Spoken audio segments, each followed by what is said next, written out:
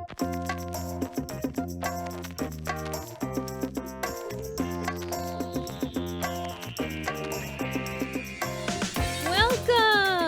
It's the Glitter Boom Girls Show. I'm Robbie-Ann McPherson on the East Coast in New York, and out in California, It's Amy Asbury. Hello, everybody. we have a multimedia show for you today. We are talking about what used to be in the 70s and 80s. What was on your dressing table and what was in your bathroom cabinets? What was in your shower? You know, all the personal care products that you used. Some makeup and, body splash. Remember body splash? Not body spray, because now we have body spray, but body splash. How were you supposed to make that happen? Were you supposed to just Well, in the throw it commercials, up in the air and walk through it? no, in the commercials, they would like violently throw it in your hands, and then you would throw it all over you. So Was it supposed to be rigorous? Like lots of yeah. I'm not sure what I don't know exactly how it worked, but Amy and I were kind of talking right before we started recording, and I think mine are going to be a little different than yours, right, Amy? Because I'm a little bit older, so I'm more about the stuff in the 70s, and I think in the 80s, the whole like preteen and teenage girl personal care items, I think they stepped up, right? Not at all. I think the ingredients stayed the same, and I think the packaging stepped up. Oh, the packaging. Yeah. Well, and you are the packaging queen, so I'm going to adjust my mic here too. The ingredients were terrible, terrible. I know. Who Smelled knows what's awful. in that There was a lot of like designer imposters. And I just the sprayed, aerosol. I sprayed so much of that stuff on myself. I didn't realize a little squirt, the whole like on your wrists. Like a dabble, do ya? No clue. Yeah. So I'm going to kick off with actually a men's cologne commercial that I have to play, because I knew it was Christmas time when this commercial would start running on TV, and it was for a men's cologne called British Sterling. And if you're, of a certain age and you're a child of the 70s, you had to see this ad on TV. It's really dramatic. The woman is like running through the snow on a horse. Like this horse is galloping in slow motion. Always a horse. And she has like this white cloak with a hood. And then this is what's going on in the background. Give him British Sterling. Like it's English and regal, and you want to be with him. Be with him every day with British Sterling. Generously masculine. He'll love it. You'll love it on him. We'll even inscribe his initials exclusively on British Sterling. Give him British Sterling aftershave and cologne, the legendary fragrance. Did they say they would inscribe his initials? Yeah. If you ordered, a thing of British Sterling, because it was only available, well, I don't know. I don't know where it was. I didn't realize it was so fancy. But yeah, you would get like, like for your dad, you'd get like his initials, or your beau, his initials carved in it. And so this is the direction we're going today, because we, in our multimedia extravaganza, we're actually going to dig up some of these things on YouTube. And I wore, when I was a kid, I actually wore a perfume called Charlie, which I think it went through a few incarnations. And Aim, I believe you have the Charlie commercial somewhere. Are you ready in there. for this? Yeah, lay it on us. Hear it. By Revlon.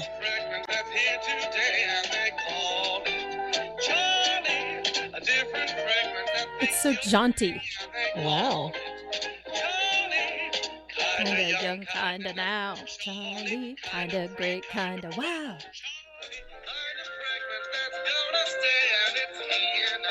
Wow. It's Shelley Hack is what it is. Yeah, that was Shelley. And was she like wearing the the slacks and like just walk in. She was like a working woman. She was out yeah. at a bar after work. She got out of like a limo and she was like, I'm one of the guys. And when she's spraying it all over herself. She was. And you know, it's a really funny contrast to that is 1977 Love's Baby Soft. Oh, I yeah. will play the audio, but the funny thing, you can't see it, but if you'd like to look it up, and if not, I'll just tell you, they're showing women being overbearing toward these men, and then they're showing them soften up and how that works a little bit. Oh, no. So, yeah, it's so bad, you guys. I wore that later. Oh, my God. Harry! Hi, Harry.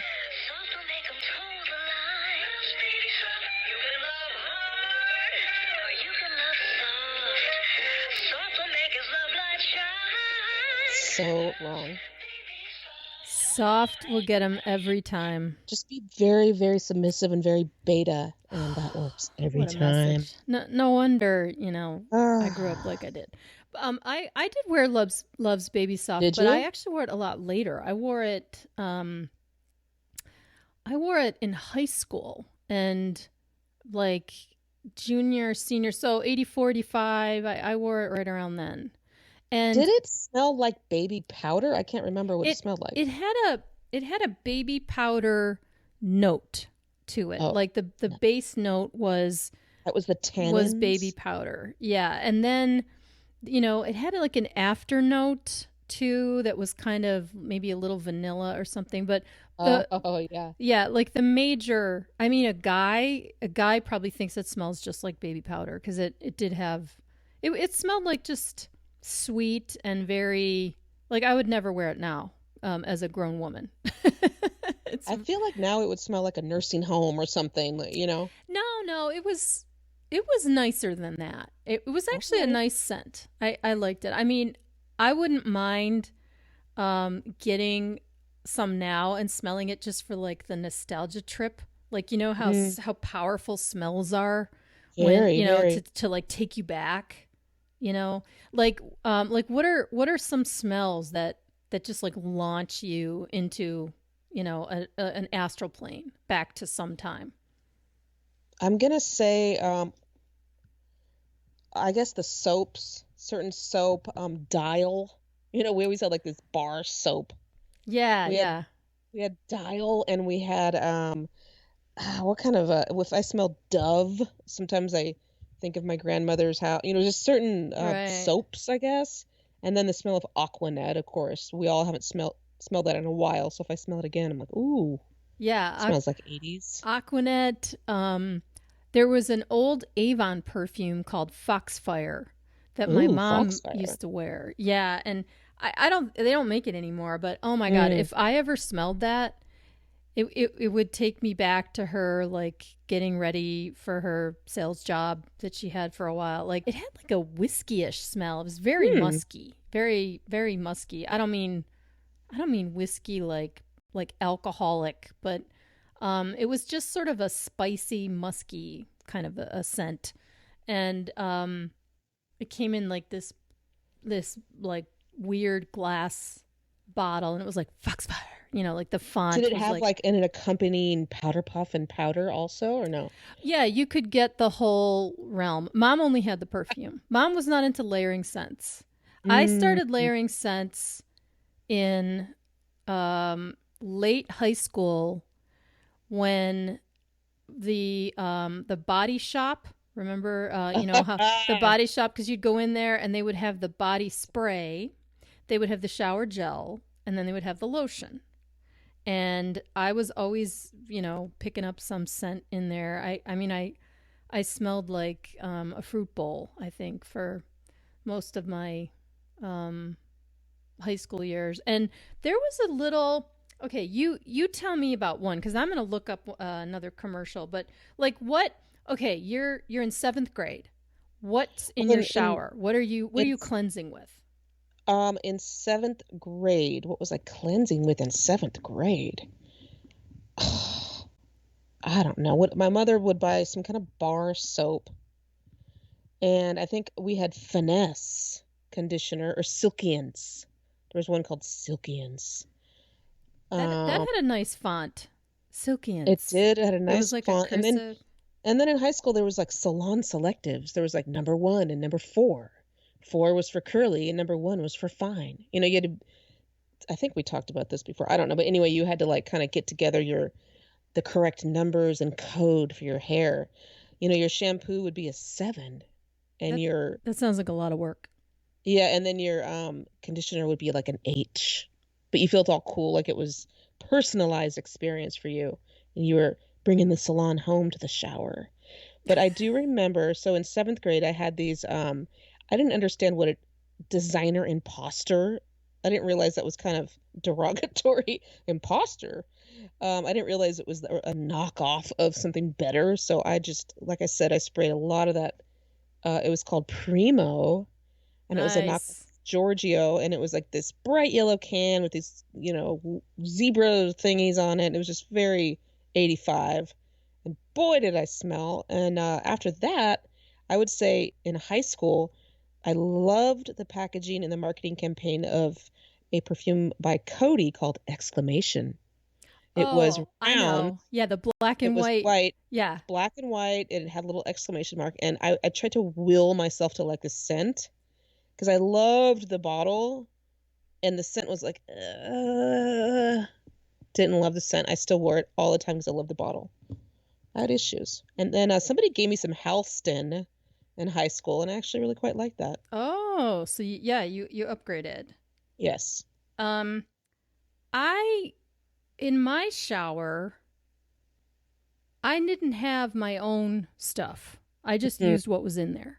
Okay, that's what I'm feeling like too. Yeah, like when I was in junior high and high school, I was not in charge of my own. I think I would buy my own hairspray. Yes.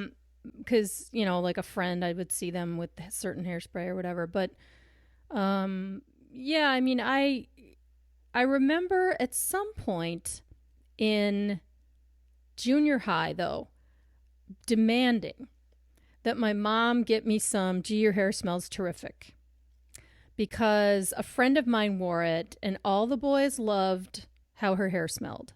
Wait, did they really? Or that wasn't just a commercial? They actually really liked it? Yeah. No, the boys, yeah, it was heavily perfumed and it did smell good. Wow. It was nice. Okay. And actually, I want to amend that. It was like 6th grade, I think. Okay. And okay. I begged her for it and she did give it to me. So she got it, at a grocery trip or whatever. So I used that, but everything else was like, whatever random Christmas gift or something. And one year, I think it was 1980, somebody gave me a bottle of this jean cologne, like Blue Jeans or something from the 70s. Okay. And I just thought it was so grown up because it was like cologne. Wow. It was that was really the first kind of like cologne I wore, and then I wore like I would just use my mom's Charlie or whatever. Or when I was a little kid, it wasn't like a regular thing. Like I would wear Charlie if I was pretending or something. But something else. Do you remember Body on Tap shampoo? I do. Yeah. So this was a shampoo that claimed to be made from beer. And and here is I think this is Kim Basinger in this ad. Clean. I mean really clean. And it holds any set I want. New beer-enriched shampoo, Body on Tap, gives your hair super body, super hold. Brewed with 1/3 real beer. Wow. But don't drink it. Just shampoo. Whether I roll it, pin it, curl it, or blow it dry. It gives my hair super body, super hold. And the shine of your life. It's the beer shampoo that does it. In 3 body building. The shine of your life. Yeah. Oh my gosh. You know what I do remember now? And I'm seeing it here on YouTube, you guys. Wella Balsam. Oh, that's the stuff that Farrah did, right? I don't know, but here's one from Brooke Shields. Listen really quick. Make your hair come alive. She's throwing her hair. She's slow-mowing her bouncy hair. I love Wella Balsam because it makes makes your hair come alive with shine, with that strong, healthy look. It's just slow-mo of her hair, shaking that hair. And of course the music's way too loud. Bad production. All right, I'm turning it off, guys. But yeah, Wella Balsam. Yeah. Yeah, okay. So all right, so but now let's talk makeup. When did you first start wearing makeup? In 6th grade, I said, "Mother, I've got to wear blue eyeliner. Everyone's wearing blue eyeliner." I was 11. She said, "Go for it." Now you're talking neon blue, right? Not like a navy blue. 1985. The brightest blue. And this was a ring all around your eyes, or the inner rim? Just the bottom. I didn't even know how to do the top. Oh, okay. And then it would like kind of, smear down. It was the worst makeup. And then I had Wet n Wild, real powdery lavender that I would just put across my whole lid. I had untamed eyebrows and like that blue on the bottom, the lavender lid. And then for my foundation, I covered my entire face in tinted Clearasil. Not just a little dot, like I tell you. The whole face was just a mask of tinted Clearasil. It was awesome. Yeah. What about you? I did not delve into foundation until I was in college because I had freckles. So if you wore, I still do, but if you wore foundation when you were a kid and you had freckles, like it was too weird. Plus I got lucky. I had good skin. Like I never went through a bad teenage acne period, but I did. I was super into mascara.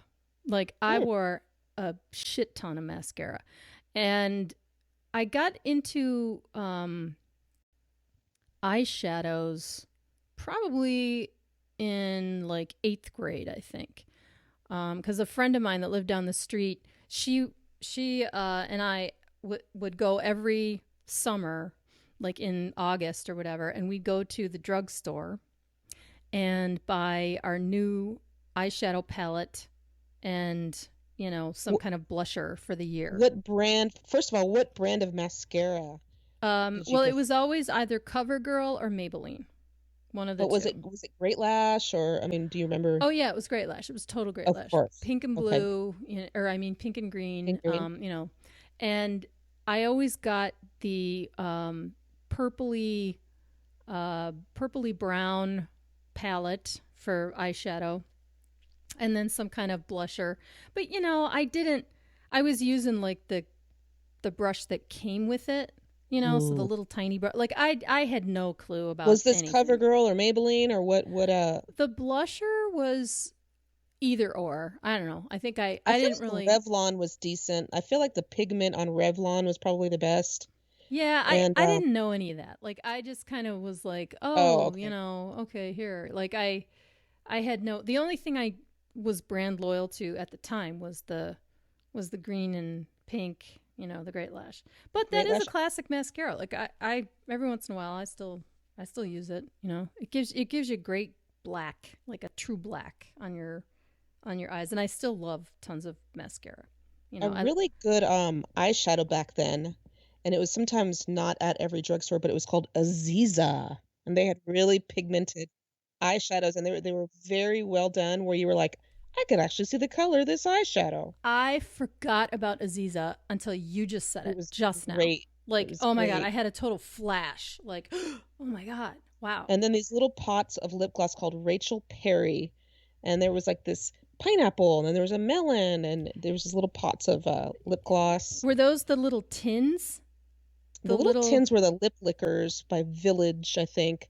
And they had like this Victorian-y... You had like old-timey print. Yeah. And there were these sliding tins, so that they've redone now, and they look almost exactly the same. But there was like the strawberry was the classic, and then they went on to like pina colada and root beer. There's always a root beer, and then they had there was Kissing Potion. Those. I totally loved those tins because I thought they were so cool, but my mother wouldn't let me have them because she would always say, you put your fingers in there and there's bacteria. So she would only get me the Bonne Bell lip smackers, which I loved. I loved the Bonne Bell. You call them Bonne Bell? That's what we called them. Yeah, Bonne Bell. How cute. I always call them Bonnie Bell, but I don't know what they're actually really called. You know what? I don't know. Maybe I it is only Bonne learned like Bell. 2 years ago that it's Balmain, not Balmain. So Balmain. don't look to me for. Don't worry. Do you say Yves Saint Laurent or do you say Yves Saint Laurent? No, I get Yves Saint Laurent, and I know it's Ralph Lauren, not Ralph Lauren. We could say it however we want. Depends what country you're in. Yeah, you don't have Bonne to say Bell. it. I don't know. Is it Bonnie Bell? I don't know. You I guys, don't know. what do you guys think? Like, hit us up on I Twitter. remember Glitter Bee I Girls. had my favorite lipstick, and I did only get it maybe once or twice. My mother got me Revlon Pink Foil, and it was a silvery, frosty pink that you wore with your blue eyeliner. But you had lipstick. It was actual lipstick. That's some growed up shit right there. And I was like, wow. Yeah. Yeah, that's like I mean, I never graduated from lip gloss until gosh, I think I was in college. And then it was all about like the Madonna red lip, back then, but I was always, I don't know, I didn't really wear a whole lot of makeup. And the hair products, I remember using that green or that I can't say colors anymore. I'm color dyslexic. The purple, it smells like grape. That Australian Aussie scrunch spray. Yeah, that Aussie scrunch spray. Oh, that's still around. That's like 90s, 2000s. So many people still use that. The smell though used to give me a migraine. It was like this really weird do it. Grape, like powerful grape smell. And it really walked into the room before you did, like if you're wearing it on your hair. My grandmother bought us some Avon powders one year, and I got pearls and lace. And I thought it was, again, I like the package. I was like, ooh, I like this bubble, this font, and it did not smell good, but I still put it on. Ooh, I like this font. I like this package. Wasn't it everyone's grandma who bought you the Avon stuff? Everyone's grandma. Right? Yes. Like it wasn't your aunt or your mom. It was your grandma. Your grandma, because your grandma had an Avon lady. Correct. Right? And yeah, my Oma did. When you looked at her products, she always had La Femme. She had this super pigmented La Femme. You got them at a beauty supply, not a drugstore. But they were a perfect circle, and they had a little powder pad. And the black La Femme, I mean, this was like theater stage paint.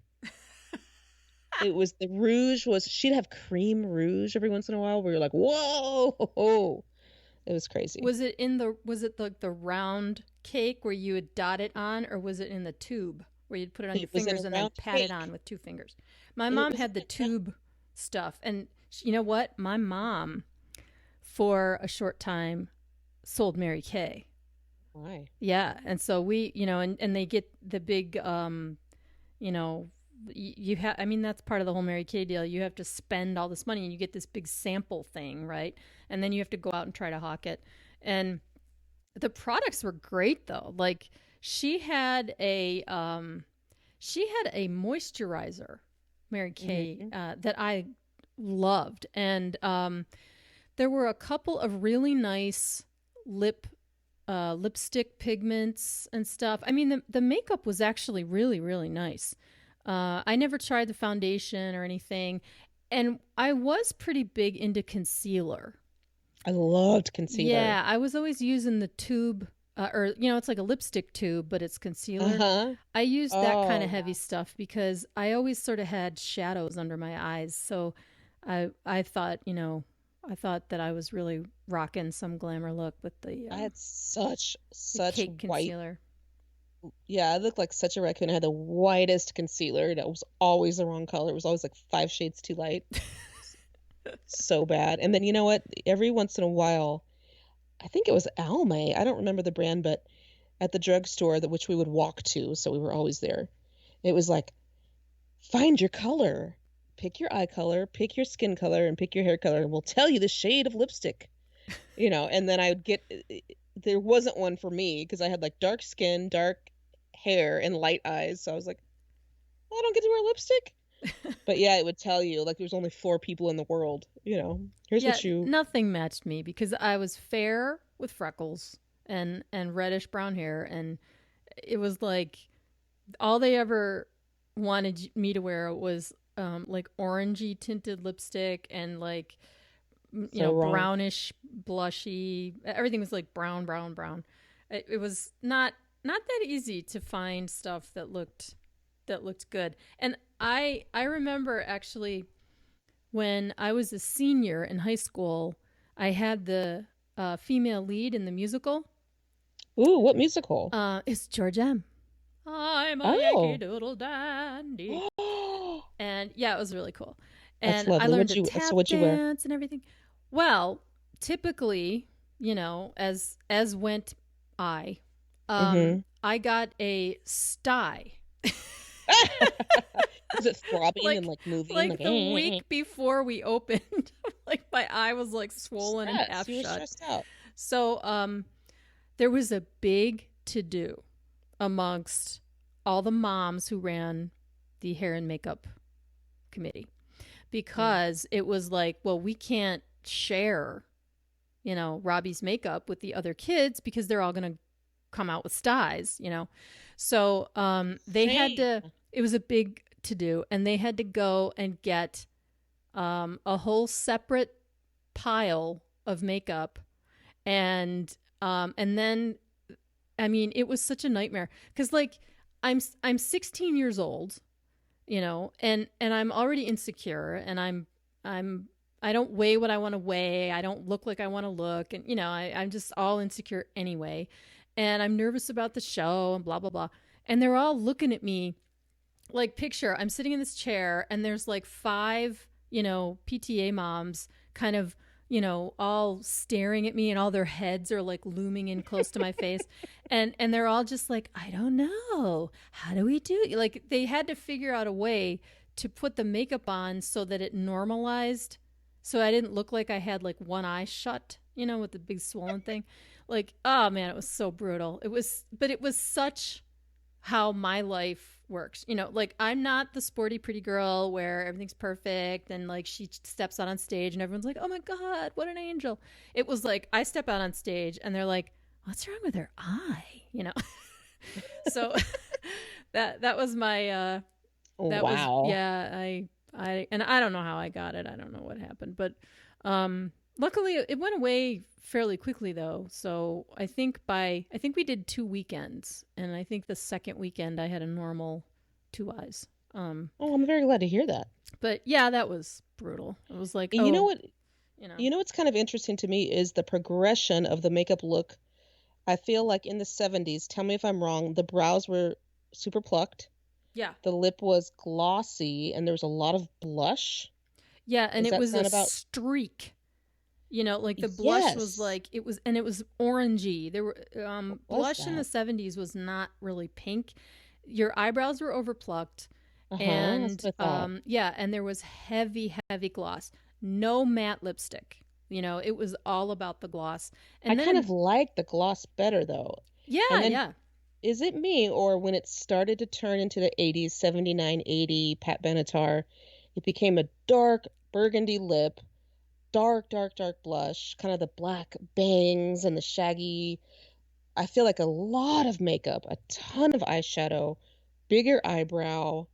Well, bigger eyebrow came in maybe 81, 82. I don't know, maybe with Brooke Shields. But do you feel like the face suddenly became very heavy with makeup? Yeah, I agree. I think it shifted because, you went from the 60s, for example, where you're still, even in the early 70s, they had very frosty. Yeah, but it was very heavy, like, heavy lids, and the hair was like big and severe, very severe. And like piled up in a foot, and all this stuff.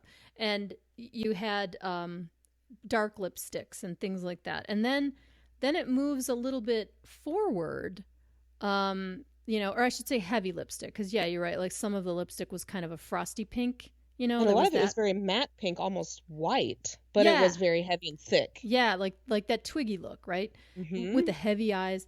And then you move forward a little bit in the 70s, and disco comes around, and you get this kind of blues and pinks and a little bit glitter. Yeah, it was a much more colorful, instead of severe. It was a little more blended, I think, but the lipstick became gloss instead of like lipstick. It was a lot of, and if you But it had was like lipstick, you a put gloss red over it. gloss, though. I feel like it was a berry, lots of berry colors, like very glossy. Yeah, I think so.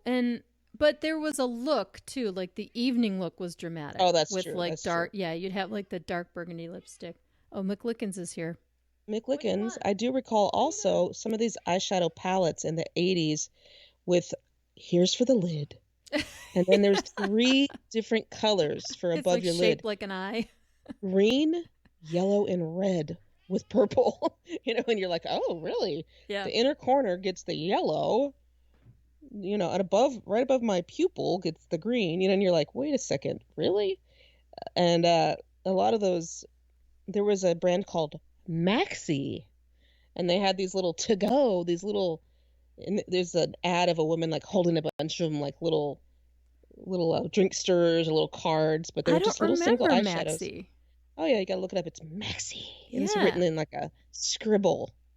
But I always got it mixed up with Max Factor, which, by the way, they had a great pigments, Max Factor, by the way. Yeah, they did. Loved that pancake. But anyway, They did.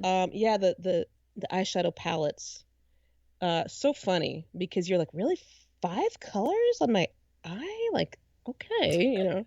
But it's funny if you watch, like on YouTube, I watch a lot of these makeup girls and stuff, because it's a great artistry that I just It have really no clue is. how to It do. really is. But they will do that. They will blend like 5 shades, and it ends up looking like a neutral thing, right? But it took like 5 shades to get there. And I just think, my God, when I was in school, if you couldn't apply it in like 2 sweeps with the little sponge applicator that came with it, I didn't know what to do. So Well, I wonder. I think that looks good when they actually blend it, but I feel like we had, red at the corner, blue, and then yellow, and then a green lid. I feel like it was the most bizarre color combinations for a second there. And I would say between 84 and 87, they were throwing out colors that had no business being on our face. It made no sense at all. You know what we need to talk about What's too? Not, to pivot here, but we need to talk about powder. Baby powder and shower to shower. Did you guys have that? Shower to shower, yes. Yeah, and I still smell it. It was kind of tart. yeah, exactly. It was pungent. It was a pungent scent. It smelled fresh and clean, but it was a pungent type scent. And then talcum powder, of course, baby powder. And then Gold Bond, like foot powder, like my dad had that for his jacket. Yeah, Exactly. Your dad had that. My dad had that too. But it's a nowadays you're not supposed to use talc, right? Now you're supposed to use cornstarch. Now it's like, did you use talc? There is a lawsuit pending. There's all those personal action. injury lawyers. Yeah, I don't know what that's about, but I don't know. I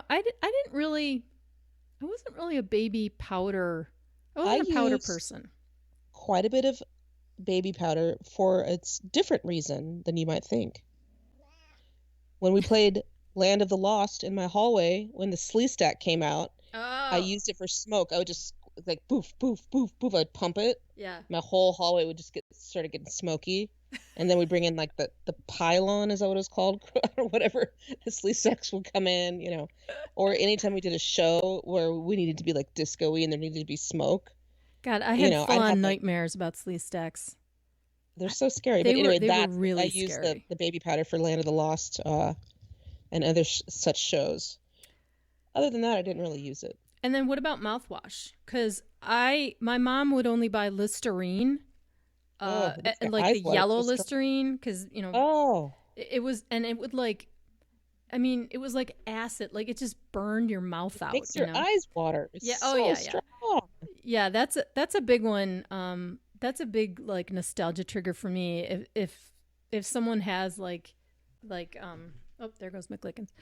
If someone has that yellow Listerine, the smell of it, and I'm like, oh my God, I'm 8 years old, and I'm in my little bathroom, and I'm brushing my teeth, and I'm trying to swish it around in my mouth as long as I can. Like as long as I can bear it's it. just eating your mouth away. Yeah, it's like burning a hole eating in my your head. gums off your body. Right, just like, you know.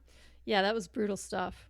I use to this day Seabreeze, the yellow formula, and it looks kind of like urine. I'm sorry to say, but it's Seabreeze. It's antiseptic. It had the little sailboat on the front. They still make Seabreeze?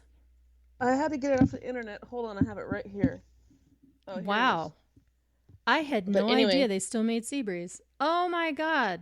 So Amy's holding up because Amy and I can see each other on video here. It's an astringent and it penetrates your pores. And I love, sometimes you just need like a little fresh little acid boost on your face. Well, I always liked the way that smelled too. Does it smell the same? It's good. It smells very clean. It smells exactly the same. Did you use 1006? Astringent? This is kind of what we used instead. Oh, okay. Yeah, and we also used Physoderm. It was like a scrubby. Yeah. But we would splash water on our face and get all over the bathroom like a dog, and my mom was like, you know what? Let's do the cotton ball and the Seabreeze. You guys are slobs. Let's control it. Let's control the application process. And then as far as toothpaste, I would see these commercials where there would be a close-up of the tube making this, me in swirls, like the spray cheese. I love like a swirl. Right. So I would try to get on my toothbrush this big log, like the perfect log of toothpaste, like the commercial, and try to brush my teeth, but it would fall off onto my shirt. Right. Or fall off in the sink, and there'd be big blobs of it everywhere. Right. Plus that, because if you put the amount they do on the commercial, that's entirely too much toothpaste. Like you don't need that much toothpaste. Ever to realize that, yes. Yeah, we were an Aquafresh household. Aquafresh? Yeah, with the stripes. Yeah, that was us. Oh yeah, the Neapolitan stripes. It was like red, exactly. It's like white Neapolitan and blue. toothpaste. Pretty cool, actually. It was fine. It was all right. It was all right. I always wanted to cut the Aquafresh right down the middle, and like look at the tube. I really want to like. I might have done that. I might have done that once. I was really, really big on, examining like forensic, forget Stretch Armstrong. My brother and I cut him open because we were like, what is in this thing? It's like purple jelly, if people are wondering. And oh, that's interesting. I used to mix up stuff too. Like when I was really little, 6, 7, 8, I kind of had my own bathroom in the house. Like my brother and I had a Jack and Jill bathroom. And so, my mother had no idea I was in there for an hour, like making a mess. And I would mix up stuff. Like I would see what would happen if I poured Listerine and baby powder and 3 squirts of Charlie into a cup. So you made potions. Yeah. I was like, oh, what happens if I do this? And then I'd squirt in like toothpaste and, just weird stuff. And I remember when I was little, this is like a real obscure thing, but there were these soaps that were for kids, and they would grow a fuzz on them. Wow. Do you remember that? Do you remember those? What was the brand? I can't remember. I vaguely recall maybe a Flintstones one, but it was like they you know what? Tell a story while I look this up because I remember this one. I think it was by Village, but it was like soaps for dirty kids, and it was like this cat. It was kind of the same people that did the Dudley Shake and Egg. It was like that kind of animation, but there was really cute bath products, Village bath products. And also, there was cute Avon bath products. But I really recall loving those bath beads that everybody's grandma had. And I always tried to, my friend Erin and I would, smash them as hard as we could so they would burst. And, I'd try to poke them with a pencil. And, they had this little, they're supposed to melt in the bath water. But they would spray all over the place as we'd try to, Okay, I found it. All right, let's see that was big, right? Like, I was into that too. Like you would just wreck things for no reason, or like you'd want to see how much it took to wreck something. Okay, so it's called Fuzzy Wuzzy bath soap, and they were little animals. Like I remember, I had this bear. Animals. I had the bear. There was a bear and a dog and a cat and something pink. But the ad was, "Take me home, I grow fur." So you would you would get it wet and then like sit it on the side of your tub, and then it would just grow this fuzz. That's like, like fur, and who knows what, like I don't know what it's made of or anything. And then of course there was soap on a rope. Did you have soap on a rope? I always heard about that. I've never saw it, but I feel like I've heard about it my whole life. Oh yeah, my dad did. My dad had the Old Spice soap on a rope. Oh, okay. Yeah, and do you remember Silly soap? Of course. Right? And it came in like a spray can and in different colors, and it was like spray paint, but it was soap. Super, super cool. And you would just make a huge disastrous mess in the bathtub with that stuff. Okay, I'm looking at your Fuzzy Wuzzy bath soap on Google. It is creepy, guys. It looks like mold. Yeah, it did look like mildew. But it was part of that whole, the Chia Pet thing and the Sea Monkeys era, where somehow magically, or like the rocks, sea rocks, what do they call those? So, you would like, something would like change phase, like somehow grow hair or, change color or whatever it was. That was a big deal in the 70s. If I ever got a soap that was shaped like a little bear or anything like that, I would immediately destroy it with a butter knife or a pencil, or try to cut it, or like get a hammer and shatter it, or any shaped soap was just a goner. If it was a perfect sphere, like I would try to destroy it immediately. I remember going through a phase of soap carving. I think my mother told me, she's like, go get some ivory soap. She'd buy the ivory because it was inexpensive and you can carve it into something. And I just was not good enough to do so. So I think I just carved my name in it or something. I don't know. I have a vague recollection of art class. Remember art class where you'd always have to bring stuff? It was like, okay, kids, next week, bring a bar of soap and a smock, and and you'd have one of your dad's old button downs. That was your smock, and I don't know, a twig or whatever. And then you'd have to show up to class, and then the art teacher would be like, okay, so with the soap, everybody get your soap and your twigs and your stuff, and now we're gonna make this. Guess who always forgot her shit? Why did you forget your things? Because, you know what? Because nobody was like, Robbie, remember you have soap today. Like, I would show up and I'd be like, oh, God, I don't have soap. And then I would be the one where the teacher's like, she'd give you that pursed lip frown, and then she'd reach into a bag she brought because she knew there'd be some dumbass kid that forgot their soap, and that was always me. Oh. Yep. So, Eam, we are out of time. Oh. Yeah. Yeah. Good talk, though. It was marvelous. It was just marvelous and magnificent. I loved it. Yeah. Before we go, I just want to touch on one thing. So let's pick 9th grade. 9th grade, you wake up in the morning. What's your routine? What's your grooming dressing routine? I had a big Old Skool dressing table with like pictures of old movie stars on it and like a red ribbon, and I was all glamorous, and I just put on all my makeup. I love that. And I was in 9th grade. It was 87, 88. So I had like the puppy dog wings coming off both sides of my head. I had big bangs, tons of eyeshadow, tons of mascara, tons of all makeup products. I was probably listening to Motley Crue in the background. Didn't really go with my dressing table. It was kind of the exact opposite. But I put on my records, and I put on tons of makeup, and I'd go eat a Pop-Tart, and that was it. Well, okay, so we're for reals out of time. But I just wanted to cover that morning routine one more time. So I'm Robbie-Ann McPherson, author. I wrote a novel called Taking Liberty. It's available on Amazon and Barnes & Noble. That's McLickens, my cat, meowing in the background. And out in California, Amy, why don't you tell them all about your books? My name is Amy Asbury. I am the author of The Sunset Strip Diaries and Confetti Covered Quicksand, which are about the late 80s, early 90s, and also Once Upon the 80s, a fiction book, which is very detailed if you want to take a little ride back to the 80s, and a couple of other books. You can Google me and check me out if you'd like. Yeah, thank you so much, you guys, for listening. We will see you next time. Bye, everybody.